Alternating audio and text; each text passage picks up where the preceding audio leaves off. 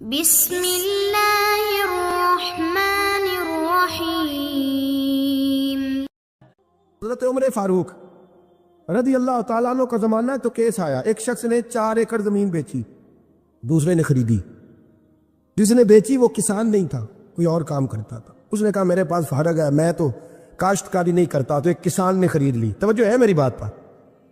وہ کسان ہل چلا رہا تھا، پہلے دن ہل چلایا تو اس کھیت کے اندر سے خزانہ نکل آیا۔ کھیت سے خزانہ کس کا ہے یہ جی؟ بھائی جی سڑک لنگ جانا وہ آتا ہے اور میں دیڑی نہیں، تسی بیانہ واپس لو۔ اب تو سڑک گزر گئی ہے، مجھے تو پتہ ہی اب چلا ہے کہ یہاں ہاؤسنگ سوسائٹی آنے والی، میں تو نہیں دیتا ہی، رکھ لیا۔ کیا نکل آیا؟ ہیرے جواہرات چاندی لال نکل آئے۔ اب اٹھا کے نا وہ شخص جی نکلا ہے وہ رکھ لیتا، سنبھال لیتا، کیا ضرورت تھی؟ ویسے بھی لوگ تو پیسے بتاتے ہی نہیں کتنے۔ اٹھا کے نا وہ خزانہ تو جس نے بیچے تھے اس کے گھر چلا گیا، کہنے لگا میں نے زمین خریدی تھی، خزانہ نہیں خریدا تھا، تیرا ہے، تو لے لے، تیرا ہے، رکھ لے۔ وہ بھی صحابی رسول ہے، میرے نبی نے دنیا کی محبت کھینچ ڈالی ہے دلوں سے۔ وہ کیا کہنے لگے؟ کہنے لگے میں نے تو 4 ایکڑ سے بڑی مشکل جان چھڑائی ہے، تو اب پھر دولت لے کے آ گیا ہے۔ اس نے کہا یہ تیرا ہے، تو ہی رکھ، میں نے زمین بیچی تھی تو جو اس کے اندر تھا وہ سارا ہی تیرا ہے، بیچ ڈالا تھا۔ کہنے لگا نا میں نے زمین خریدی ہے، خزانہ نہیں خریدا۔ وہ کہنے لگا لا بھائی میں نے تو ہر شے بیچ دی ہے، اس میں سے پھل اگے پھول نکلے وہ سارے۔ جاگ رہے آپ لوگ؟ آکو ہے ہی کم جاگن والا ہے، یہ ہوتا ہی نہیں۔ یہ عجیب معاملہ ہے نا جی۔ یہ فرشتے ہیں جو دنیا میں بستے تھے، یہ انسان تھے جن کو فرشتے بھی دروازے کھول کے دیکھتے تھے یہ کیسے انسان ہے۔ اب مقدمہ حضرت عمر کے پاس آ گیا، توجہ ہے میری بات پر؟ حضرت عمر فاروق کے پاس آیا، حضرت عمر فاروق نے دونوں کی بات سنی تو جس نے بیچی تھی اسے کہنے لگے پرانے مالک سے، چل یار تو لے لے، مجھے لگتا ہے کہ تیرے ہی ہیں، تیرے بڑوں نے دبائے ہوں گے، تو نہیں نکال سکتا، تو ہے تو وراثت تیری بنتی ہے نا، رکھ لے۔ کہنے لگا عمر آپ کیا سرائی کر رہے ہیں؟ نفع اٹھاتے رہے۔ محمود غزنوی گزر رہا تھا، ایک بابا جی بڑھاپے میں ہاتھ کانپ رہے ہیں تو ایک پودا لگا رہے تھے، تو محمود غزنوی کو بڑا پسند آیا، کہا بابے کو میرے پاس تو بلاؤ۔ بلایا تو کہا بابا تیری عمر اب ہاتھ کانپتے ہیں، سر کانپتا ہے، راشا تاری ہے، تو نہ پھل کھا سکے گا نہ چھاؤں میں بیٹھ سکے گا، تو بابا جی آپ یہ کیوں کر رہے ہیں؟ بابا جی کہنے لگے چلو میں نہیں پھل کھاؤں گا، میرے پوتے تو کھائیں گے نا۔ بچے محمود کو بات بڑی پسند آئی، اس نے بابا جی کو ایک اشرفیوں کی تھیلی انعام میں دے دی، کہا تیری سوچ بڑی قومی ہے، بڑی ہے۔ تو بابا جی مسکرا کے کہنے لگے بادشاہ تو ابھی کہہ رہا تھا کہ نہ تو پھل کھائے گا نہ چھاؤں میں بیٹھے گا، اللہ نے مجھے پھل بھی دے دیا ہے، چھاؤں بھی دے دی ہے، ابھی دیکھے نا، ابھی میں نے کام کیا نہیں تو اللہ نے سارا کچھ پہلے ہی دے دیا ہے۔ بادشاہ اور راضی ہوا، اس نے ایک تھیلی اور دی، تو بابا جی مسکرا کے کہنے لگے دیکھ میرے اخلاص میں اللہ نے کتنا فضل کیا ہے، لوگوں کے باغ میں سال میں 1 دفعہ پھل لگتا ہے، میرے باغ میں 2 دفعہ لگ گیا ہے۔ تو خیر خائی کا ذہن بنا، لوگوں کے بارے میں سوچ، قومی اور ملی ذہن بنا، بڑا ذہن بنا، بڑی سوچ بنا، وہ والا کام کر جس سے زیادہ لوگوں کو فائدہ ہو، زیادہ لوگوں کا نفع ہو، وہ والا کام کر۔ قومی ملی ملت اسلامیہ کی سوچ بنا، عالم اسلام کی بات کر، مسلمان کا بھلا کر، اپنے وطن کا بھلا کر، اپنی ملت کے بارے میں سوچ۔ جب تو یہ کام کرے گا تو اللہ تجھے وسائل بھی بڑے ہی عطا فرمائے گا، اللہ تبارک و تعالیٰ تیرے لیے رحمتوں کے دروازے بھی زیادہ ہی کھولے گا۔ تو فرمایا زمین میں وہ قائم رہے گا جو لوگوں کا بھلا کرے گا، دوسروں کے بارے میں سوچے گا، وہی دنیا میں زندہ رہتے ہیں جو لوگوں کے لیے نفع بخش بن جاتے ہیں، جو ذات کی بات کرتے ہیں وہ بڑی جلدی فنا ہو جاتے ہیں۔ دوسروں کی بات کر، تو ہمیشہ رہے گا، تو باقی رہے گا، تو قائم رہے گا، تو ہمیشہ صبح قیامت تک تیرا نام جپا رہے گا۔ میرے اعلیٰ حضرت فرماتے ہیں بے نشانوں کا نشان مٹتا نہیں، مٹتے مٹتے بھی نام ہو ہی جائے گا۔ تو دوستو یہاں تو گھر والوں کو احتجاج کرنا پڑتا ہے پھر کوئی بات سنتا ہے، یہاں تو 100 دفعہ رو کے دکھانا پڑتا ہے پھر کوئی بات سنتا ہے، یہاں تو جناب 100 دفعہ کہنا پڑتا ہے تب کوئی بات سنتا ہے۔ خدا را محبتیں بانٹنی شروع کرو، اپنے لہجوں سے تلخیاں ہٹاؤ، یہ جو چہروں پر پکی پکی سلوٹیں ڈالنی ہیں ان کو دور کرو، یہ جو ہر وقت کے تھکے اور ہر وقت کے ناراض اور ہر وقت کی طبیعت کے اندر سختی اور ہر وقت کہنا میں بڑا کام کرتا ہوں، یہ نہیں فرمایا روزہ رکھو، یہ نہیں فرمایا حج کرو، خیرات کرو، وہ کام بھی اپنی جگہ پہ بڑے ضروری ہیں، وہ بھی فرض عین ہیں، ان کے بغیر بھی 1 منٹ کے لیے گزارا نہیں۔ لیکن فرمایا اگر ان چیزوں کا مزہ لینا ہے نا، ادھر دیکھیے میری طرف، اگر ان چیزوں کا مزہ لینا ہے نا، کہ نماز مزیدار ہو جائے، روزہ مزیدار ہو جائے، سخاوت مزیدار ہو جائے، حج مزیدار ہو جائے، فرمایا اگر چاہتے ہو مومن ہونے کا مزہ آئے تو ہر چیز سے بڑھ کے اللہ رسول سے محبت کرو۔ یہ بخاری مسلم دونوں میں موجود ہے۔ اور فرمایا دوسرا کام یہ کرو کہ جس سے بھی محبت کرو نا، اللہ رسول کے لیے کرو، چھوڑ دو ذاتی لالچ، چھوڑ دو ایک منٹ کے لیے بھی اپنا ذاتی نہ، فقط اللہ رسول کے لیے، فقط رضا الہی کے لیے محبت کرو۔ اور تیسرا حضور فرماتے ہیں مسلمان ہونے کے بعد، کلمہ پڑھنے کے بعد کفر کی طرف جانا اتنا ناپسند کرو جتنا آدمی آگ میں جانا ناپسند کرتا۔ یہ تین کام کرو تمہیں مومن ہونے کا مزہ آئے۔ اگر کبھی پیار والا لہجہ بنا لیں، اگر کبھی تلخی چھوڑ دیں، اگر کبھی اپنے مزاج سے وہ ساری چیزیں دور کر دیں اور ہم رب رسول سے صحیح والا پیار کریں، تو آپ یقین کریں پھر بندہ قرآن پاک شروع کرتا ہے تو اس کا تلاوت چھوڑنے کو دل نہیں کرتا، پھر وہ سجدے میں سر رکھتا ہے، پیار ہو گیا نا اللہ رسول سے، پھر وہ سجدے میں سر رکھتا ہے تو اٹھانے کو جی نہیں چاہتا، پھر وہ دین کی نوکری کرتا ہے تو اس کا دل کرتا ہے صبح بھی دین کی بات کروں، شام بھی دین کی بات کروں، میرا ایک ایک رواں خادم بن جائے، میں نوکری کروں، جگہ جگہ جا کر رسول اللہ کے دین کی بات کروں۔ کیوں؟ پیار جو ہو گیا، محبت جو ہو گئی۔ جب آپ کے لب و لہجے میں پیار سرایت کر جائے، آپ کو پتہ ہے پھر اس محبت کو آگے بڑھانے کا کہا گیا ہے۔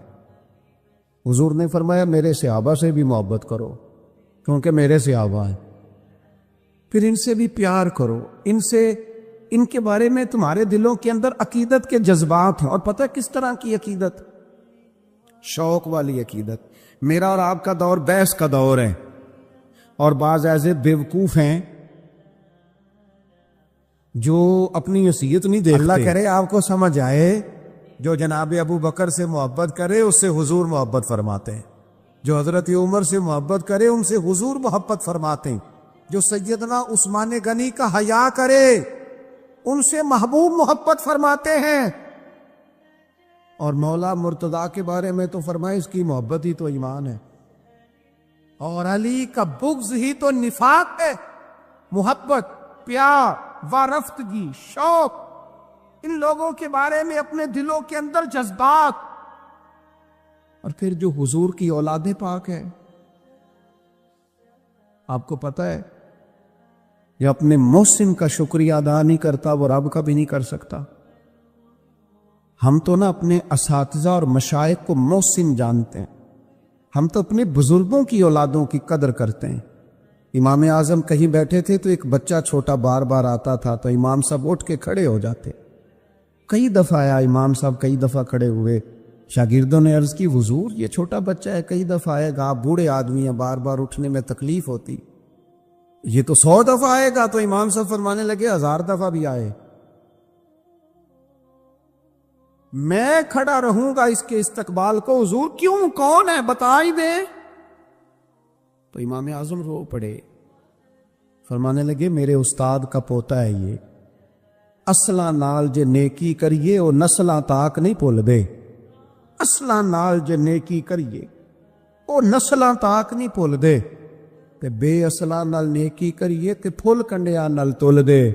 اور میرے عزیز، ہم تو اپنے اساتذہ اور مشائخ کی اولادوں کا احترام کرتے ہیں، اور پھر جو نبی پاک کی اولاد ہے، پتہ ہے حضور نے کن لفظوں سے اپنی اہل بیت سے محبت کرنے کا کہا ہے؟ کن لفظوں سے؟ حضور فرمانے لگے اللہ سے محبت کرو تو میں رزق دیتا ہے، اور مجھ سے محبت کرو میں اللہ کا رسول ہوں، اور فرمایا میری اہل البیت سے محبت کرو چونکہ میری اولاد ہے، اور میری طرف دیکھ کے ان سے پیار کرو۔ حضور کی اولاد کے بارے میں جذبات، وارفتگی۔ میرا ایک چھوٹے گھر سے تعلق ہے، لیکن میں نے اپنے بزرگوں کو، والدین کو، اپنی دادیوں نانیوں کو، وہ کہا تھا نا اعلیٰ حضرت نے، میں خانہ زاد کو نہ ہوں، صورت لکھی ہوئی بندوں کنیزوں میں میرے مادر پدر کی ہے۔ فاضل بریلوی کہتے ہیں یا رسول اللہ ہم تو خاندانی غلام ہیں آپ کے گھر کے، اور آپ کے گھر میں جو رجسٹر ہے نا اس میں ہماری صورتیں موجود ہیں. یا رسول اللہ میرے باپ دادا پڑدادا نانا پڑنانا وہ آپ کے گھر کے غلام ہیں، اور میری دادیاں نانیاں پڑنانیاں وہ کنیزیں ہیں آپ کے گھر کی. خانہ زاد کوہ نہ ہوں، صورت لکھی ہوئی بندوں کنیزوں میں میرے مادر پدر کی. ہماری تو صورتیں لکھی ہیں کہ ہم خاندانی غلام ہیں، خاندانی طور پر نوکر ہیں آپ کے دروازے کے. ہم نے یہ دیکھا کہ پرانے لوگ جن کے مکان کچے تھے ان کے عقیدے بڑے پکے تھے، بڑے پختہ نظریات. یہ محرم شریف سے پہلے بڑی عید آتی ہے تو والد صاحب چاول لائے گھر میں، تو وہ چاول بڑے اچھے پکے. تو آپ کو پتہ ہے یہ گھر میں جو سامان آتا ہے یہ عورتیں پاس کرتی ہیں کہ صحیح آیا ہے کہ نہیں آیا. تو وہ چاول پکائے تو اماں جی کہنے لگی یہ چاول جو آپ اب کے لائے ہیں یہ بڑے اچھے ہیں، خوشبو بھی بڑی اچھی ہے، پکنے میں بھی بڑے اچھے ہیں، بڑے عالی شان ہیں، یہ بڑے ٹھیک ہیں چاول. کہا چلو ٹھیک ہے، اگر یہ پاس ہو گئے. تو وہ دو تین توڑے چاولوں کے آ گئے. کچھ دنوں کے بعد گھر میں دوبارہ چاول پکے تو ابا جی کہنے لگے وہ چاول کتنے نہیں جڑے میں ادن آندے سن، جنہاں دیاں بڑیاں تعریفاں ہو رہی سن. سادے لوگ، کم پڑھے لکھے، لیکن وارفتگی، شوق اور عقیدتیں اتنی انوکھی. والدہ صاحبہ کہنے لگی وہ چول بڑے سوادی سن، میں رکھ چھڑے نے 10 محرم امام حسین دی نیاز پکاواں گے. ایسا نہیں ہے کہ وہ چلو جو چیز بھی مل گئی، حضور کی اولاد پاک کے نام پہ کچھ دینا ہے نا، تو کہا جو زیادہ اچھے ہیں نا، جو زیادہ صحیح پکے تھے. یہ نہیں فرمایا وہ میرے بچے کھائیں گے ان کو دینے ہیں، فرمایا نہیں وہ حضور کی اولاد پاک کے نام پر اصالِ ثواب کے لیے پکائیں. وہ دوستو یہ شوق جب طبیعتوں میں ہوتا ہے، یہ ذوق جو ہمارے بڑے بوڑھوں نے ہمیں دیا، خدا را نکل آؤ آج کے دور کے کیمروں کے اندر سے باہر نکلو، لہجوں کو پیار والا کرو، تھوڑی دیر کے لیے انا کو قربان کرو، نکل آؤ ان ساری چیزوں سے. وہ جو خود سے اپنے اپنے پروٹوکول بنا لی ہیں ان سے باہر آؤ. لہجہ محبت والا، بولنا محبت والا، آنا جانا محبت والا، کوئی کسی پر ہمارا وجود بوجھ نہ بنے، ہم کبھی کسی کو تکلیف نہ دیں. ہمارے انداز سے کبھی کوئی لوگ، بڑا خطرناک ہوتا ہے وہ بندہ جو کسی کو اتنا ستائے کہ وہ آدمی کہے یار تو نے بڑی تکلیف دی ہے، میں تیرا کچھ نہیں کر سکتا، میں رب کی بارگاہ میں تیری شکایت کروں گا. یہ بڑا خطرناک مسئلہ ہوتا ہے. ہم بعضوں کا سمجھتے ہیں سامنے والے نے نظر جھکائی بول نہیں سکا، وہ تیری نفرت کا شکار تو ہوا ہے. پر یاد رکھنا جب مظلوم کی آہ نکلتی ہے تو آسمان کے دروازے سارے کھل جاتے ہیں. نفرتوں کو فروغ نہ دو. اور پھر ایک تو خود لہجہ نہیں ہوتا پیار کا، ایک دوسروں کو بھی جب بھی سبق پڑھاتے ہیں نا نفرت کا ہی پڑھاتے ہیں بعض لوگ، الا ماشاء، کوتاہیاں بیان کرتے ہیں.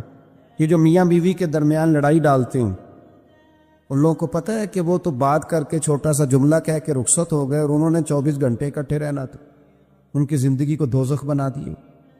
یہ جو بھائیوں کے درمیان لڑائی پیدا کرتے ہیں، لڑائی، ان کو پتہ ہے کہ تو 2 جملے کہہ کے بھائی کے خلاف تو رخصت ہو گیا اور پیچھے ان لوگوں نے اکٹھے رہنا تھا، تکلیف آ گئی. میں ایک فیکٹری میں ایک دفعہ موجود تھا، میرے ایک دوست ہیں اس فیکٹری کے آنر، تو ان کے جو زیادہ بہترین کاریگر تھا اس کے بارے میں ایک آدمی کانوں میں بات کر رہا تھا، اور کرتے کرتے آخر میں کہنے لگا ابھی مجھے تحقیق نہیں پوری، مجھے شک ہوا ہے، میں آپ کو بتا رہا ہوں پوری تحقیق کر کے بعد میں بتاؤں گا. تو وہ جب جانے لگا تو میں نے اس سے کہا، میں نے کہا تو پوری تحقیق پا میں نام ہی کر، جیڑی آگ تو لائی ہے ٹھیک ٹھاک لگ گئی ہے، یہ وہ بیچارہ کام کر رہا ہے، یہ اس سے کام لے رہا ہے، ان کا نظام ٹھیک چل رہا ہے، تو صرف اس مالک کے سامنے گڈ بک میں آنے کے لیے باقیوں کا نقصان کر رہا ہے، کوڑے سے نفع کے لیے آگ لگا رہا ہے ماحول کے اندر، اپنی ذاتی قربت بڑھانے کے لیے نفرتوں کو فروغ دے رہا ہے.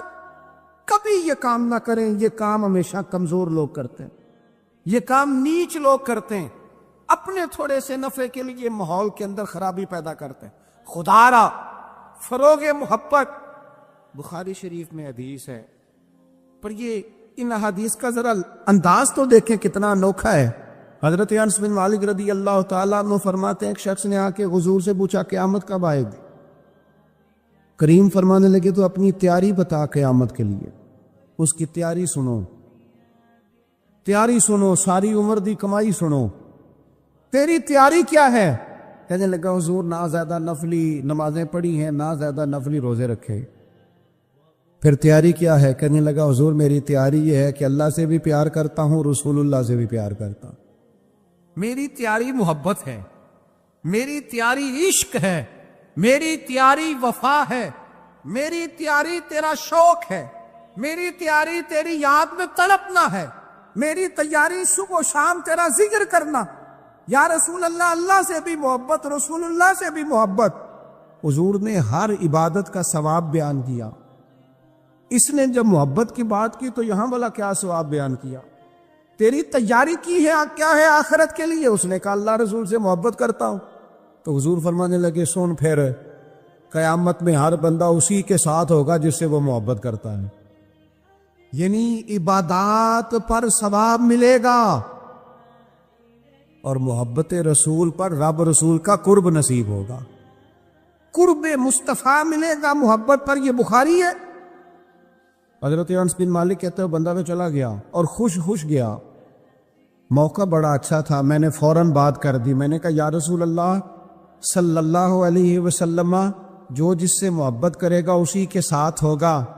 میں اللہ سے بھی محبت کرتا ہوں، رسول اللہ سے بھی محبت کرتا ہوں، ابو بکر صدیق سے بھی کرتا ہوں، فاروق اعظم سے بھی کرتا ہوں۔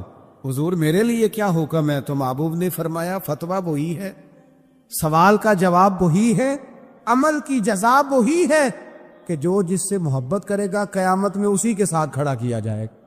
اگر تو ان سب سے محبت کرتا ہے تو ان کے ساتھ کھڑا کیا جائے۔ حضرت ابو ذر غفاری رضی اللہ تعالیٰ عنہ نے یہاں تک سوال پوچھا، ترغیب و ترہیب میں موجود ہے، کہ یا رسول اللہ کوئی بندہ کسی قوم سے پیار کرے پر ان جیسے اعمال نہ کر سکے، محبت میں خالص ہے، محبت میں مخلص ہے، محبت اس کی بالکل صاف ستھری ہے، اللہ کی رضا کے لیے محبت کرے پر ان جیسے عمل نہ کر سکے تو اسے کیا ملے گا؟ تو حضور فرمانے لگے محبت خالص کرے، اللہ قیامت کے دن دونوں محبت کرنے والوں کو اکٹھا فرما دے گا۔ او میرے دوستو، محبت ہی کا تو سارا تانا بانا ہے، محبت ہی پر تو سارا فیض ہے، محبت ہی پر تو کرم ہے، محبت ہی پر تو۔ حضور کے ساتھ ایک شخص بیٹھا تھا، سامنے سے ایک شخص گزرا، اس نے کہا یا رسول اللہ یہ بندہ مجھے بڑا اچھا لگتا ہے، میرے دل میں اس کے لیے بڑی قدر ہے، میں اس سے بڑی محبت کرتا ہوں۔ تو حضور فرمانے لگے اٹھ کے جاؤ، اسے بتا کیا، اسے بتا۔ اور مشکات میں یہ لفظ موجود ہے، جس سے محبت کرو اسے بتاؤ تاکہ وہ بھی تم سے محبت کرے۔ کیا مطلب؟ وہ بھی محبت کرے تو بھی محبت کر، محبت ہی محبت ہو جائے دنیا میں، پیار ہی پیار ہو جائے، لہجوں کے اندر شائستگی آ جائے، ہر طرف موسم بہار کا ہو، ہر طرف بات خوشبو کی پھیلے، تلخیاں چھوڑ دیں، ناراضگیاں چھوڑ دیں۔ آج کل نا ہم ساری ناراض ہیں، کسی سے پوچھ لیں تو 2-4 بندوں سے ضرور ناراض ہے۔ وہ کوئی فیکٹری کی آنر سے ناراض ہے، کوئی اپنے آفیسر سے ناراض ہے، کوئی اپنے ملازمین سے ناراض ہے، کوئی اپنے پڑوسی سے ناراض ہے، کوئی کسی سے ناراض ہے۔ لہجوں میں ناراضگی آ گئی، جب بھی بات کرتے ہیں کوئی تلخ تلخ سی۔ اس کا نتیجہ یہ نکلتا ہے کہ ملکی لیول پر بھی جب سوال پوچھا جاتا ہے نا تو بندے گڑبڑ۔ میں کہیں جا رہا تھا سفر پہ،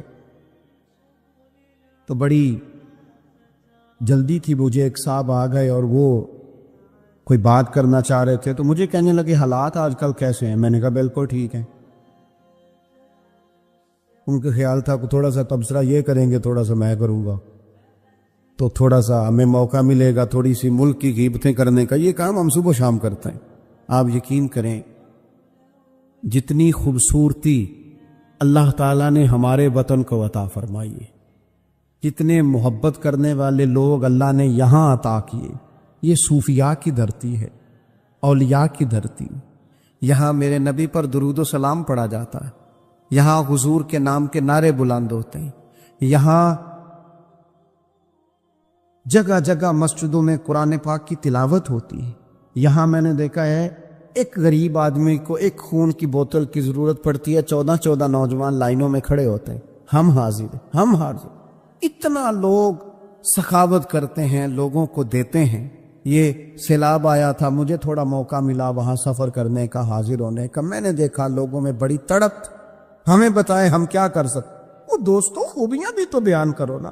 کمزوریاں ہیں، انکار نہیں کرتا، لیکن اتنی تلخی، اتنی ناراضگی، ہر وقت کا شکوہ، اتنی پاک سرزمین کے بارے میں ہر وقت لہجوں کے اندر نفرت اور ہر وقت غلط بات.